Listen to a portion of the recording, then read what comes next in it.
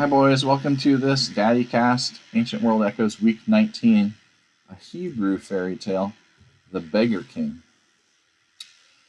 Proud King Hagag sat on his throne in state, and the high priest, standing by his side, read from the holy book, as was his daily custom.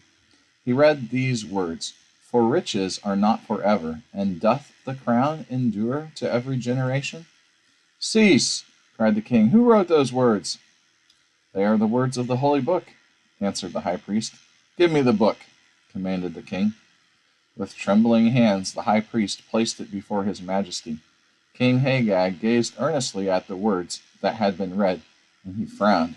Raising his hand, he tore the page from the book and threw it to the ground. "I, Hagag, am king," he said, "and all such passages that offend me shall be torn out." He flung the volume angrily from him, while the high priest and all his courtiers looked on in astonishment. "I have heard enough for today," he said. "Too long have I delayed my hunting expedition.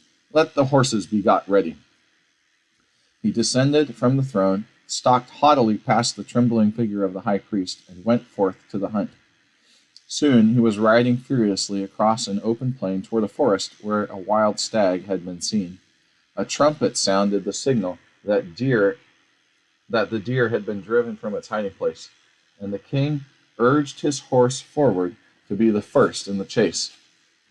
His majesty's steed was the swiftest in the land.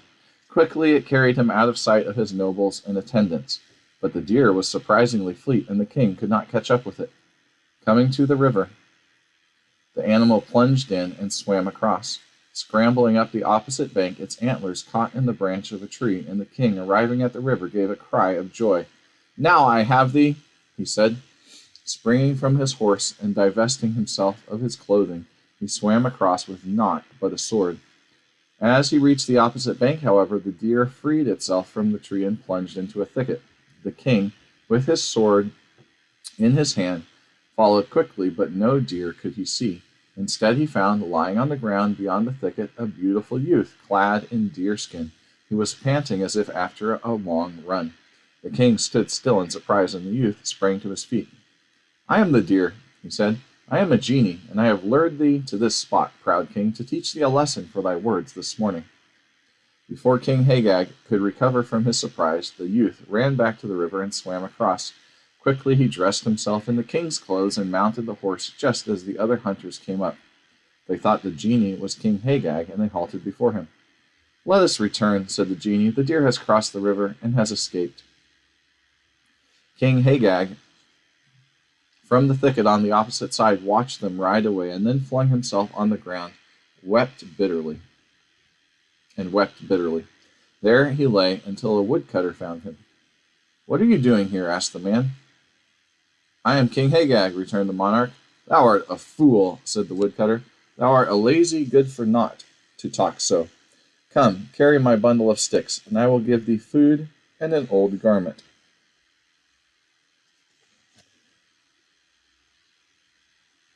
In vain the king protested. The woodcutter only laughed the more, and at last, losing patience, he beat him and drove him away. Tired and hungry, and clad only in the rags which the woodcutter had given him, King Hagag reached the palace late at night. "I am King Hagag," he said to the guards, but roughly they bade him begone. And after spending a wretched night in the streets of the city, his majesty next morning was glad to accept some bread and milk offered to him by a poor old woman who took pity on him. He stood at a street corner, not knowing what to do. Little children teased him, others took him for a beggar and offered him money. Later in the day he saw the genie ride through the streets on his horse. All the people bowed down before him and cried, "Long live the king!" "Woe is me," cried Hagag in his wretchedness. "I am punished for my sin in scoffing at the words of the holy book." He saw that it would be useless for him to go to the palace again, and he went into the fields and tried to earn his bread as a laborer. He was not used to work, however, and but for the kindness of the very poorest he would have died of starvation. He wandered miserably from place to place until he fell in with some blind beggars who had been deserted by their guide. Joyfully he accepted their offer to take the guide's place.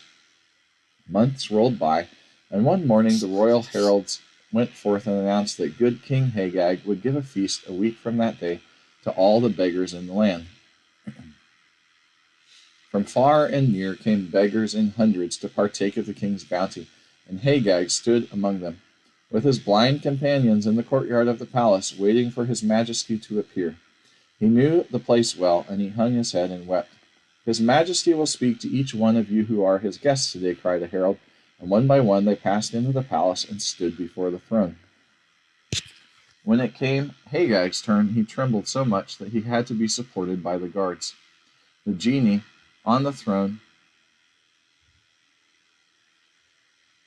and Hagag looked long at each other. Art thou too a beggar? Said the genie. Nay, gracious majesty, answered Hagag with bent head.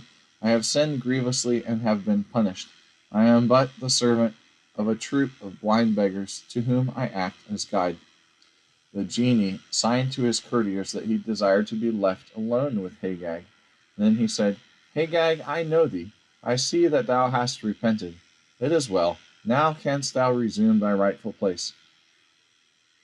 Gracious majesty, said Hagag, I have learned humility and wisdom. The throne is not for me. The blind beggars need me. Let me remain in their service. It cannot be, said the genie. I see that thou art truly penitent. Thy lesson is learned, and my task is done. I will see that the blind beggars lack not. With his own hands he placed the royal robes on Hagag, and himself donned those of the beggar. When the courtiers returned, they saw no difference. King Hagag sat on the throne again, and nowhere in the whole world was there a monarch who ruled more wisely or showed more kindness and sympathy to all his subjects. The end.